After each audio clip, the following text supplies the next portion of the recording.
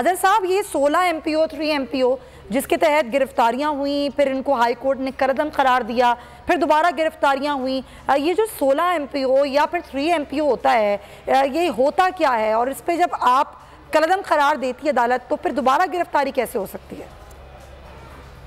अच्छा, मैं बहुत शुक्रिया आपको। मैंने ये बेसिकली अगर देखा जाए, अयूब जनरल रिटायर अयूब के ज़माने का ये कानून बना हुआ है, maintenance of public order ordinance 1960 का है।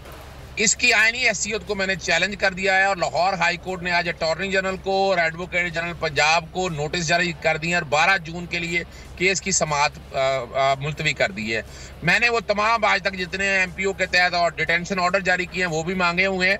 ये बुनियादी तौर पर देखें, ये बड़ी ज्यादती है। एक आदमी मुजरिम नहीं है, मुलजम नहीं है, उसके पहले घर जाते हैं, तोड़ फोड़ करते हैं, फिर उसको जेलों में डाल देते हैं। भाई जेलों में किस कानून के तहत डाल रहे हैं आप? क्या वो मुजरिम है या मुलजिम है? और आम लोगों भाई, अगर आपने डिटेंशन भी करना है उसे किसी घर में रख ले। लेकिन ये जो कुछ भी हो रहा है, ये ना आइन में इजाजत है ना कानून में इजाजत है। और जो कुछ हो रहा है इसको अगर देखा जाए आप, तो आप यहाँ से अंदाजा लगा सकते हैं आइन के आर्टिकल 10A की खिलाफ वर्जी है।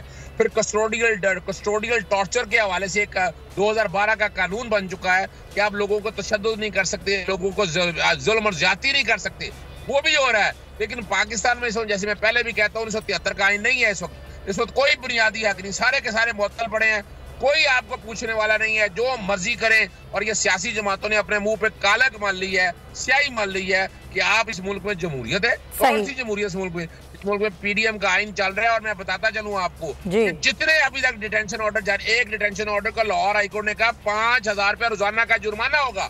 तो और कई डिटेंशन ऑर्डर जो है वो गलत, अभी तक कोई भी एक डिटेंशन ऑर्डर जो है वो अपनी जगह कायम नहीं रह सका। ये इस बात का सबूत है। इस्लामाबाद से डिटेंशन ऑर्डर जारी करें, अगर वहां से सेटिस्फाइड हो तो आप पिंडी में चले जाएं, और वहां से आओ तो कोई FIR आ जाए। यानी खिलवाड़ हो रहा है इस मुल्क के साथ। बहरहाल मामला अदालतों के सामने है, अदालतें देख भी रही हैं, कई सजाएं, कई लोगों की गिरफ्तारियों को और उसको करदम भी करार दिया जा रहा है। बहुत शुक्रिया। जैसे दिख रहे थे कि ये 16 MPO 3 MPO इतने पुराने कवानीन और आज फिर उनका जो है वो इस्तेमाल हो रहा है। अगर आपको ये वीडियो पसंद आई है तो सब्सक्राइब करें और बेल आइकन पर क्लिक करें। सब्सक्राइब करें और बेल दबाएं ताकि कोई खबर रह न जाए।